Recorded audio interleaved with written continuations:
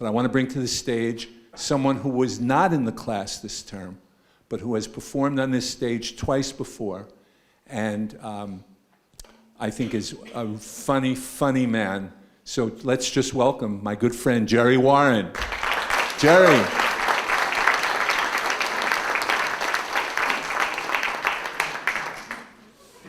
You want the mic or slide it?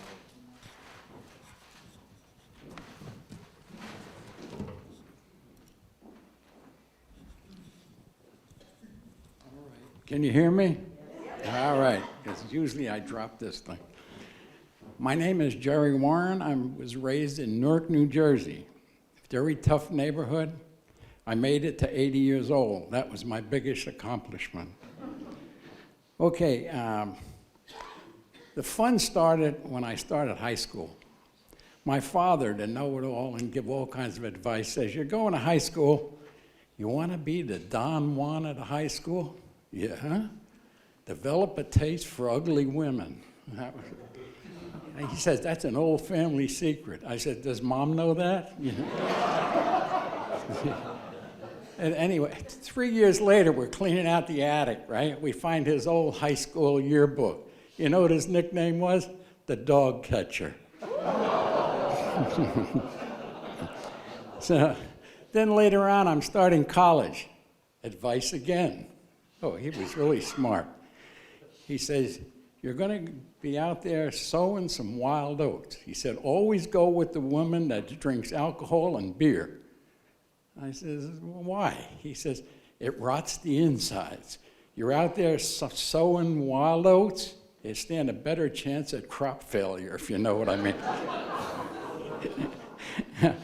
I personally don't drink alcohol at all. I learned when I was 25 years old, every time I drank alcohol, I became a lover or a gladiator, and I wasn't good at either one of them. Years went by, got married, have 2 daughters. Linda, she was a little off. She always made a big deal out of everything, and then married him. And now, Diane was altogether different. Diane was very religious, goes to church every morning, really a religious person. She's living home, she's 28 years old. Then she comes in and says, she's crying. I said, what are you crying about? What's the matter? She says, I don't think I can marry Anthony. I says, why not? You're going with him for 5 years. He's a good man.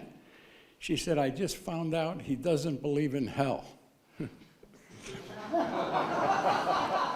So I'm looking at an old maid down the road, you know, so I thought for a minute and I says, wait a minute, think about it.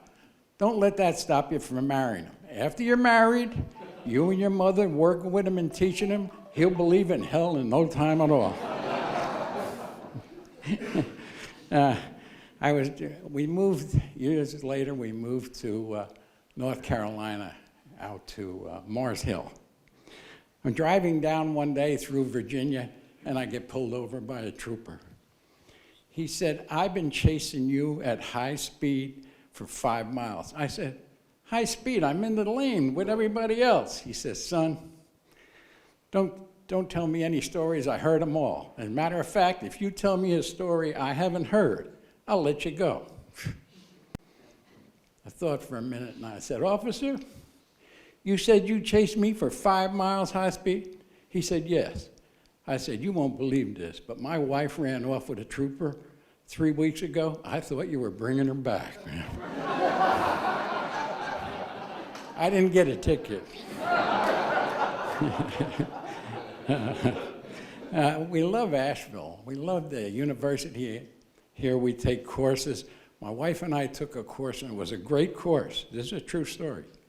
The Gift of Life. It was, you're getting older. If you pass away, your partner is left with a lot of problems. Gather all your papers, your insurance and everything, and put them in one drawer, one place where the other partner can find it. Okay, so we did that.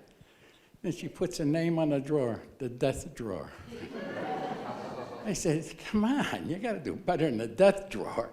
After she read my insurance policies with all the money she gets, she changed it to the hope chest.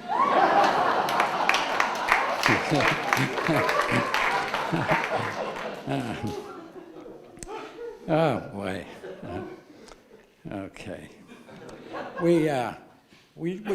As you know, there's great restaurants here in Nashville. So we were going to this one particular restaurant. We got to know the manager. And we get there one day, and there's a sign in the window. It says, "Help wanted, must have a clue." So I said, Charlie, after I got talking, I said, "Charlie, you getting any action on that help wanted sign?" He said, "Yeah, I had 2 applicants this morning. They each got 1 minute." 1 minute? He said, "Yeah." The first kid came in, he said, "I don't have a clue, but I have a Honda. Is that good enough?" And he said, the second guy was just as bad. The second guy came in and says, "I know what you're looking for. You're looking for somebody that's smart and can do the work." And the guy says, "Yeah, that's right." He says, "I'm your man." The kid said, "I graduated 8th grade with honors, and I know jack shit personally." I said, "What'd you say to him?" I said, "Well, you tell Jack to give me a call, and you're hired." Some of the women out there saying, "Who's jack shit?" And that's a horrible name. I grew up with a kid who had a horrible name. His name, catch this one, Marion Lipschitz. He got older, he changed it to George. Well, in Mars Hill, we lived there for a while, but we more or less had to get out of Mars Hill. My wife had this one neighbor. She kept coming over, driving my wife crazy. My wife says, "I got to get rid of this woman. No matter what I tell her, she's back the next day." I said, "I'll get rid of her." She said, "How are you going to get rid of her?" "I'll get rid of her." So next time I was talking to the lady, I said, "I hate North Carolina." "Oh, I hate it." She says, "Well, why did you come here?" I said, "I wanted to go to Florida, but the Witness Protection Program says you come to North Carolina." We got rid of her, but we also got rid of all the other neighbors, too. In fact, the postman, he used to put his mail in a plastic bag and throw it in the driveway. He didn't even slow up. Okay, let's see, what else we got here? We went after a year or two in North Carolina, we went on a vacation, a romantic river cruise in France. So it's a pretty good, pretty nice ride on the river, big boat. My wife and I are out on the deck enjoying the moonlight and everything, and my wife says, "I love you, I love you, I love you. I don't know what I could ever do with all these years without you." I said, "Hell, this may be a romantic cruise." I said, "Is that you talking or the wine talking?" She said, "That's me talking to the wine."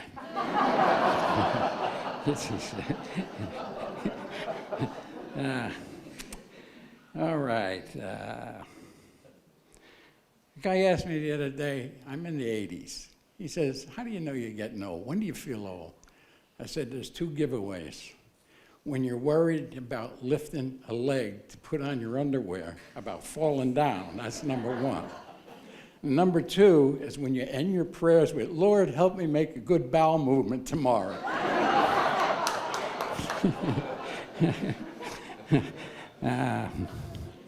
Now, that was the end of my presentation. I do have a few more jokes, but I got to get Randy's permission to use it.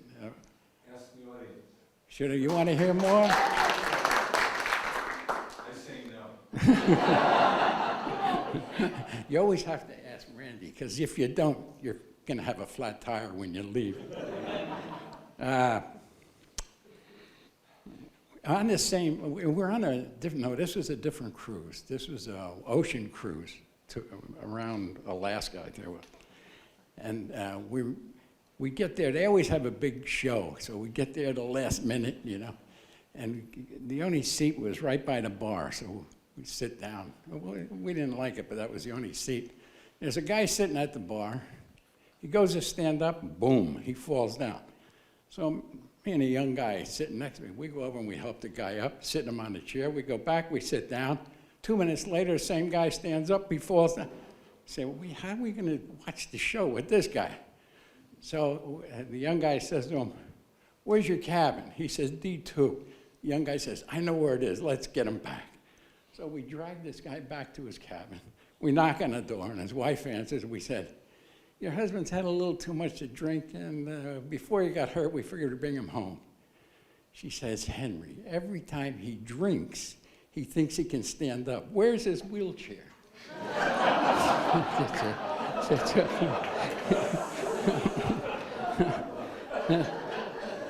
Another thing, I forgot this one.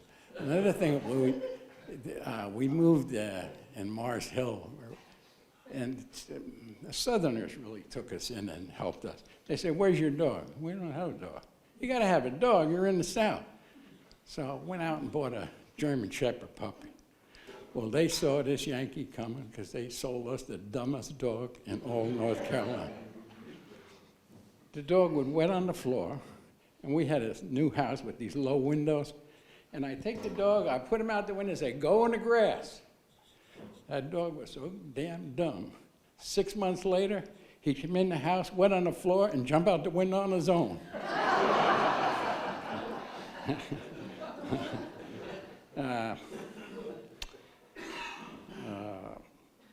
Okay, two more.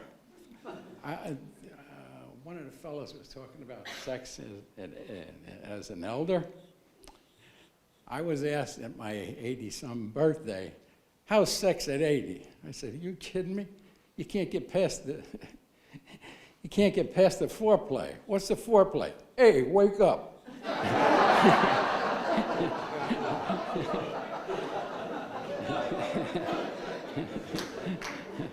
Okay, that's it, folks.